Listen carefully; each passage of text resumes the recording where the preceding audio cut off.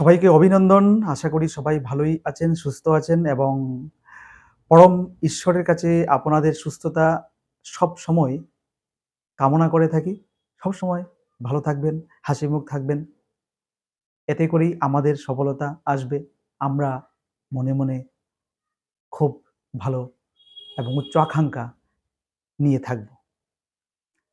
আজকে আবারও একটি টপিক নিয়ে আমি কথা বলব। আজকের যে টপিকটা আমরা নিয়ে এসেছি সেটা হলো কিভাবে একজন ভালো মানুষ হতে পারেন এবং সত্যিকারের একজন ভালো মানুষ কিভাবে হওয়া যায়। মানুষ আপনাকে একজন ভালো হিসেবে জানবে। দেখুন, একজন ভালো মানুষ হওয়াটা আ একটি বিশেষ গুরুত্বপূর্ণ জিনিস এবং সবাই সেটা চেয়ে থাকে যে আমি একজন ভালো মানুষ হব। এর সঙ্গে আরেকটা প্রশ্ন মানুষের সামনে এসে দাঁড়ায় বা হাজির হয় যে আজকালকার দিনে এই বর্তমান আ সময়টাতে আমি একজন ভালো মানুষ হতে পারি কি না? আমি কি সমাজে যারা রয়েছেন সেই মানুষগুলির মধ্যে আমি একজন ভালো মানুষ হতে পারবো? আজকালকার যে দিনটা পড়েছে, আজকালকার যে দিনটা চলছে, সেই সমাজটাতে আমি একজন ভালো মানুষ হতে পারবো কিনা? সেই প্রশ্নটা আসা যথাযথ এবং সেটা আমাদের ভেতরে সবসময় এসে থাকে। কিন্তু আপনি ইচ্ছা করলে আপনি যদি আপনার মনে যদি সেই জিনিসটা জেগে থাকে যে আমি ভালো মানুষ হব। আর ২-৪ টে মানুষ যাই ভেবে থাকুক আর ২-৪ টে মানুষের আ আ হোক না হোক কিন্তু আমার মনের ভেতর যেটা এসছে, আমি যেটা করতে চাইছি সেটাকে আমি সফল আমাকে করতেই হবে এবং আপনি ইচ্ছে করলে সেটা করে দেখাতে পারবেন। আপনার মধ্যে সেই শক্তি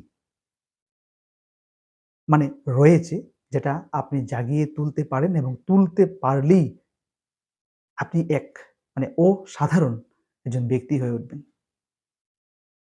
এবং এই সমাজটাতে আপনি একজন ভালো মানুষ, সত্যিকারের মানুষ হয়ে দাঁড়াতে পারবেন।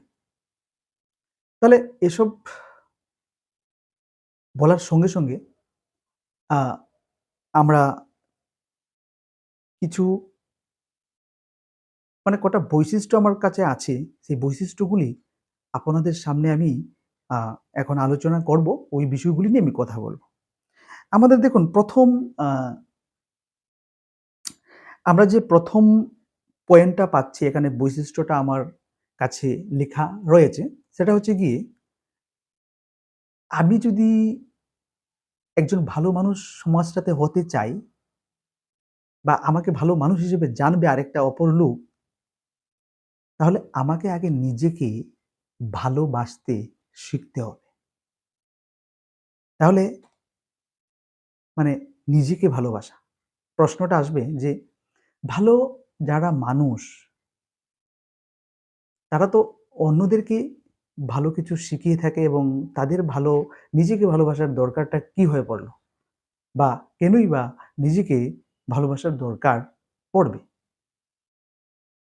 দেখুন, আমি নিজেকে যদি ভালো না বাসি, আমার মধ্যে যে উইক পয়েন্টস রয়েছে, যে জায়গাতে আমি দুর্বল, যে জায়গাটাতে আমি সবল, যে জায়গাটাতে আমি হোঁচট খাচ্ছি, যে জায়গাটাতে আমি হোঁচট খাচ্ছি না, সেইগুলো আমাকে বের করে আনতে হবে। আমি মানুষের সঙ্গে ব্যবহার করতে গিয়ে কোন জায়গাটায় আমি হোঁচট খাচ্ছি বা আমার ওই ব্যবহারটা মানুষ ভালোবাসছে কিনা? তাহলে ওই বিষয়গুলি আমি যখন আমার নিজের ভেতর থেকে আমি যেটাকে বের করে আনতে পারি, সেই সময়টাতে আমি বুঝবো যে আমি আমাকে আগে ভালোবাসতে শিখেছি। তারপর আমি মানুষকে ভালোবাসবো এবং ওই সময়টাতে আমি সমাজের চোখে আমার সামনের আরেকটা অপর লোকের কাছে আমি ভালো মানুষ হয়ে দাঁড়াবো। তাহলে বন্ধুরা, আমাকে আগে নিজেকে ভালোবাসতে হবে, তারপর সংসার আমাকে ভালোবাসবে। পৃথিবীতে আমাকে ভালোবাসবে। সমাজটা আমাকে ভালোবাসবে। এরপর আমরা যে পয়েন্টটা নিয়ে কথা বলব, সেটা হচ্ছে আমি এই মাত্রই আমি বললাম যে নিজের দুর্বলতাগুলোকে স্বীকার করা। আমার কোনো weak পয়েন্টস আছে কিনা সেটাকে খুঁজে বের করা। তাহলে আমি আমার এই জায়গাটাতে আমি বলছি যে আমার দুর্বলতাগুলোকে আমাকে স্বীকার করে নিতে হবে। ধরুন আপনি চলতে গিয়ে বা আ কোনো মা কোনো লোকের সঙ্গে কথা বলতে গিয়ে আপনার একটা অজান্তে একটা ভুল হয়ে গেছে বা আপনি সেটা জানেন না আপনার ভুল হয়ে গেছে। আপনার যে ভুলটা হলো বা আপনার দ্বারা যে কাজটা হলো যেটা ওই সময়টাতে সেটা করার কথা ছিল না। কিন্তু সেটা হয়ে গেছে। তখন আপনাকে আপনার যে দুর্বলতাটা রয়েছে, আপনার যে ভুলটা রয়েছে বা ধরুন আপনি যখন একটা কাজ করতে যাবেন, কোনো বিশেষ একটা মিশনে আপনি আ রেডি হচ্ছেন, প্রস্তুতি হচ্ছেন বা আপনাকে আ লোক ওই জিনিসটার কাজের করার জন্য আপনাকে পাঠাচ্ছে। কিন্তু আপনার মধ্যে সেই একটা দুর্বলতা ভেতরে রয়েছে। তখন এই দুর্বলতাটা মানুষের সামনে যিনি আপনাকে পাঠাচ্ছেন বা যার দ্বারা আপনি আ মানে ওই কাজটা করতে যাবেন, আপনার দুর্বলতাটা মানে তৎক্ষণাৎ উনাকে বা ওদেরকে আপনি জানাতে হবে। মানে স্বীকার করতে হবে যে, "হ্যাঁ, আমার এই কাজটাতে আমার একটু দুর্বলতা রয়েছে বা আমি এটাকে ভালো করে আমি করতে পারব না। আমার দ্বারা হবে, বাট কোনো জায়গাতে আমার প্রবলেমও হতে পারে।" তো এই জায়গাটাতে দেখুন আপনার যে একটা দুর্বলতা রয়েছে সেটা আপনি কি করছেন? আপনি প্রকাশ করছেন, আপনি তুলে ধরছেন। ওই বিষয়গুলি যখন মানুষের চোখে পড়বে, ওই বিষয়গুলি যখন সমাজ জানবে, তখন আপনি নিজেকে আপনি নিজেকে নিজের মধ্যে একটা চেঞ্জ মানে একটা পরিবর্তন আপনি লক্ষ্য করবেন। মানুষ, সংসার, সমাজ আপনাকে ভালোবাসতে শিখবে, ভালোবাসতে জানবে। প্রিয় বন্ধুরা, আমরা যদি আরেকটা পয়েন্টে আসি, তাহলে আমরা দেখি যে আ ইতিবাচকতার চর্চা করতে হবে। ইতিবাচকতার চর্চা করতে হবে। আমি আবার বলছি যে এই যে ইতিবাচক, নেতিবাচক এবং ইতিবাচক। দুটো দিক মানুষের প্রত্যেকের জীবনেই মানে কোনো না কোনো একটা খারাপ দিকও থাকে, ভালো দিকও আমরা দেখতে পাই। এখন আ কোনো লোকের মনের ভেতর যদি শুধু নেতিবাচকতাই থেকে থাকে যে আমি অপরের দোষ ধরব, আমি ওর কোন জায়গাতে ওর কি ভুল হয়েছে সেটা আমি খুঁজে বের আমি সমালোচনা শুধু করব, তাহলে আমার ভেতর শুধুমাত্র নেতিবাচকতা রয়ে গেল। আমি ইতিবাচকতার কোনো চর্চাই করলাম না। আমি কোনো কাজ করতে যাচ্ছি, কোনো মানুষের কোনো কাজ দেখছি, তখন তার একটা ভুল হয়ে গেল। সেই জায়গাটাতে একটা ভুল হয়ে গেল। তাহলে আমি সেটা নিয়ে আমি শুধু সমালোচনা করলাম। আমি ওকে কিছু অ মানে আমি ওকে শিখাতে চাইলাম না। শুধু আমি বললাম যে, "ওর কাছে এইরকম পয়েন্টস গুলো খারাপ আছে। ও ইস এই কাজটা করতে জানে না। ও ওই জায়গাতে গেলে এই কাজটা করতে পারবে না।" তো এইগুলো গিয়ে হচ্ছে দেখুন, আমি নেতিবাচকতার কথাই শুধু আমি চিন্তা করলাম। আমি মনে আমি ভাবলাম। কিন্তু আমি ইতিবাচকতার চিন্তা কতটুকু করতে পারছি? সংবেদনশীলতা, সহানুভূতিশীল, অপরের কাজ অপরের কাজ দেখে আমি বললাম যে, "না, আপনার কাজটা ঠিক হয়েছে।" এবং এই জায়গাতে আপনি যদি আরেকটু এইভাবে করতেন তাহলে কাজটা আরেকটু ভালো হতো। এবং উইক পয়েন্টস গুলোকে শুধু উইক পয়েন্টস না খোঁজা, কিছু স্ট্রেংথ কুত মানে ওর যদি কোনো স্ট্রেংথ থাকে সেটাকে জাহির করা, সেটাকে বলে দেওয়া। হ্যাঁ, তোমার ওই না পারার সঙ্গে ওই পারাটাও আছে কিন্তু। তুমি পারবে, করতে পারবে। তো ওই আচরণটা যখন আপনাদের মধ্যে থাকবে, এই আচরণটা যখন মানে ওই আচরণগুলোর বহিঃপ্রকাশ ঘটবে, তখন মানুষ, সমাজ আপনাকে মানে কিঞ্চিৎ হলেও, কিছুটা হলেও একটু অন্য চোখে দেখবে। আপনি একজন বিশেষ মানুষ হয়েও দাঁড়াতে পারেন। তো ওই দিকটা বন্ধুরা আমাদের কিন্তু লক্ষ্য রাখতে হবে। এবং এর সঙ্গে আমরা যে আরেকটা পয়েন্ট পাচ্ছি সেটা হচ্ছে রাগকে দমন করা। আমাদের যে রাগ আছে, আমাদের যে ক্ষোভ রয়েছে, দেখুন আমি আমার একটা ভিডিওতে আমি রাগকে কিভাবে নিয়ন্ত্রণ করা যায়, আপনারা যদি আমার এই চ্যানেলটাকে সাবস্ক্রাইব করে না থাকেন এবং সাবস্ক্রাইব করে নিন, তখন আপনারা দেখতে পারবেন ওই ভিডিওতে আমি রাগ নিয়ন্ত্রণের কিছু কথা আমি নিয়ে আলোচনা করেছি।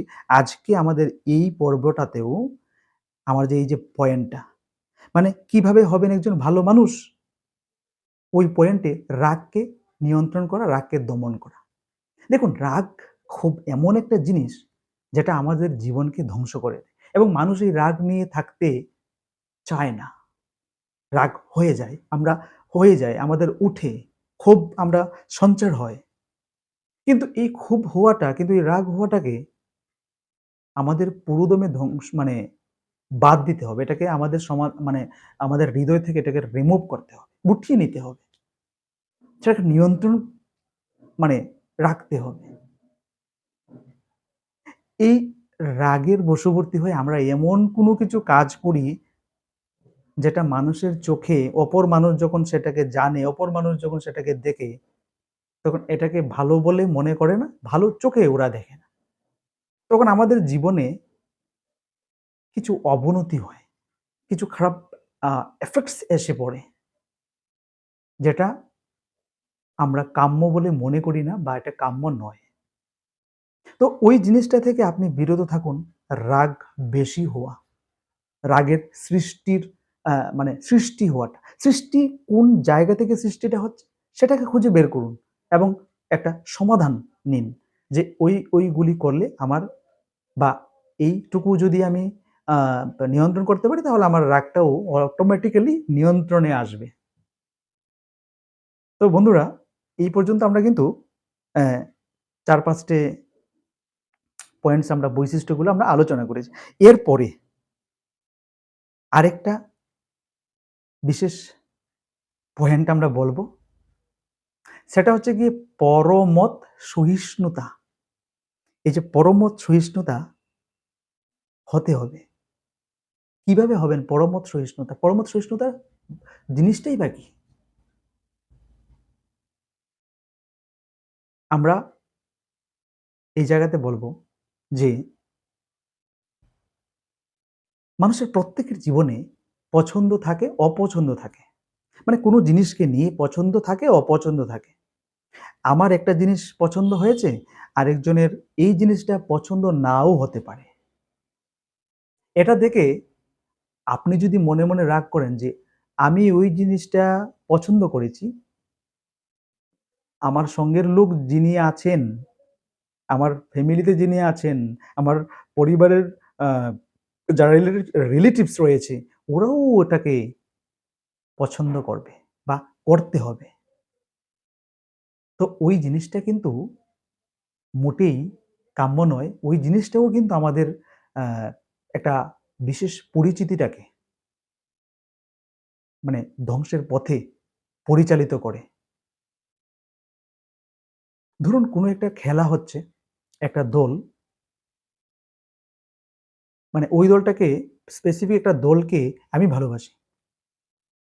এখন আমি ভালোবাসি ওই দলটাকে বলে, খেলার টিমটাকে বলে, আরেকজন ওই টিমটাকেই ভালোবাসবে? এমনটা তো নয়। আমি যাকে ভালোবাসছি আরেকটা লোক, অপর একটি লোক, সমাজের আরেকটি মানুষ ওই জিনিসটাকেই, স্পেসিফিক ওই জিনিসটাকেই ভালোবাসতে হবে। এই আমাদের যে এই মতামতটা, আমাদের যে এই অনুভূতিটা, সেটাকে মানে চিরতরে বাদ দিতে হবে। সেই চিন্তাটাকে বাদ দিতে হবে। তখন দেখবেন আপনাকে মানুষ আরেকটু বেশি করে জানবে, বুঝবে। আপনিও একজন আরো ভালো মানুষ হয়ে উঠতে পারবেন এই সমাজটাতে। এরপর আমরা যে পয়েন্টটাতে আসবো সেটা হচ্ছে গিয়ে আপনাকে বিনয়ী এবং মার্জিত হতে হবে। বিনয়ী এবং মার্জিত।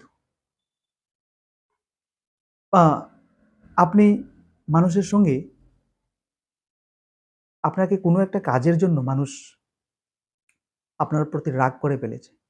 ঝগড়া লেগেছে, আপনাকে মানে গালি দিয়েছে, বকুনি দিয়েছে। তাহলে আপনিও উল্টো করে ওদের সঙ্গে রাগ করা, বকা দেওয়া, মারামারিতে উদ্যত হওয়া, ওই জিনিসটাকেও আমরা যদি নিয়ন্ত্রণ করতে পারি, আমাদের আমাদের ব্যবহারে, আমাদের আ আচরণটাকে আরো সেইভাবে গড়ে তুলতে হবে। যে অপর ব্যক্তি আমাকে গালি দিয়েছে, অপর ব্যক্তি আমার উপর রাগ করেছে, আমি সেটাকে বিনয়ের সহিত মার্জিতভাবে আমি কথা বলে, আমি পয়েন্টস গুলো দেখিয়ে আমি ওদের সঙ্গে কথা বলব। আমি খুব বিনয়ের সহিত চলব। এবং অপরপক্ষ যে খারাপটা করলো, আমি উল্টে যদি আবার সেই খারাপটাই করে থাকি, তখন আমি কিন্তু প্রকৃত একজন ভালো মানুষ এই সমাজে হতে পারলাম না। সমাজ আমাকে কিন্তু চট করে গ্রহণ করবে না। তো ওই দিকটাও বন্ধুরা, ওই দিকটাকেও আমাদের কিছুটা বাদ দিতে হবে। ওই দিকেও আমাদের কিছু চিন্তা করতে হবে। তখন আপনি দেখতে পারবেন যে আপনার যে আগের একটা বিহেভিয়ার ছিল, আপনার যে আগের একটা আচরণ ছিল, ওই জিনিসটা একটু হলেও চেঞ্জ হয়েছে। এবং এটা আপনার জীবনের জন্যও একটা ভালো দিক হয়ে দাঁড়াবে। এবং আমরা আরেকটা এই জায়গাতে পয়েন্ট আমরা বলব যে, আপনি যত পারেন আপনার সামর্থ্য অনুযায়ী অন্যকে সাহায্য করা। এই যে অন্যকে আমি সাহায্যের হাত, মানে অন্যের প্রতি সাহায্যের হাত আমি বাড়ালাম, আমার সামর্থ্য অনুসারে, এতে করে আমার জীবনটা আরো এক ধাপ মানে এগিয়ে গেছে। মানুষ আমাকে চিনবে, মানুষ আমাকে ভালোবাসতে জানবে, মানুষ আমার পাশে এসে দাঁড়াবে। আমি যখন কাউকে আমার সামর্থ্য মতো আমি সাহায্য করতে পারলাম, বা কারো মানে একটা দুর্দিন পড়েছে, আমি ওই দুর্দিনে আমি গিয়ে দাঁড়ালাম, পাশে দাঁড়ালাম। তখন ওই ব্যক্তিটাও কিন্তু আমাকে চিনবে। আমি লোকে মুখে গেলাম, আমি সাহায্যের হাত বাড়ালাম, আমি গিয়ে পাশে দাঁড়ালাম। মানে কি? আর ২-৪ টে মানুষ আমাকে চিনতে পারল। আমার নাম জানতে পারল, আমি কি করি জানতে পারল। এইভাবে করে একটা মত বিনিময়, এইভাবে করে একটা ভালোবাসা। এই যে ভালোবাসার বন্ধন সৃষ্টি হওয়া, সেই থেকে দেখবেন সমাজের মানে ২ জন থেকে ৪ জন, ৪ জন থেকে ৮ জন, ৮ জন থেকে ১৬ জন, এইভাবে করে প্রত্যেকটা মানুষ আপনাকে জানবে, আপনার আচরণ সম্বন্ধে জানবে।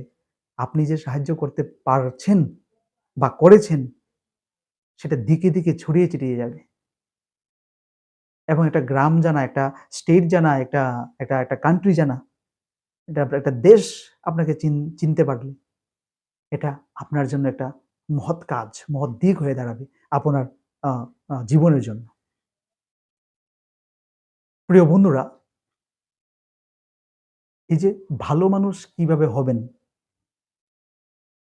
আমরা যে এতটুক পর্যন্ত আলোচনা করলাম এবং বিষয়টাকে একটা, একটা করে আমরা পয়েন্টকে আমরা আ আ ব্যাখ্যা করলাম। এতে করে আমার বোধ হয় আপনারা কিছুটা হলেও আজকের এই পর্বের যে মূল বিষয়টাকে আপনারা বুঝতে পেরেছেন। আপনারা এগুলো জানেন, তথাপি আপনাদের সামনে আবারও একটা মানে এটাকে বলে রিক্যাপ করা, আবারও তুলে ধরা, আমরা আবারও তুলে ধরলাম এবং আশা করি আমাদের আজকের এই পর্বটা এবং ভিডিওটা আপনাদের ভালো লেগেছে এবং আপনাদের জীবনের জন্যও সেটা খুব কাজে আসতে পারে। এইজন্য বন্ধুরা আজকে আর বেশি আ আমাদের এই টপিকটাকে আমরা বাড়াবো না। আরেকটি নতুন একটি পর্বে আপনাদের সঙ্গে আবারও দেখা হবে। আরো একটি নতুন টপিক নিয়ে আমরা হাজির হব। আজকের জন্য এতটুকুই। সবাই ভালো থাকবেন, সুস্থ থাকবেন। পরম ঈশ্বরের কাছে এটাই আমরা সবসময় প্রার্থনা করি। আজকের জন্য নমস্কার।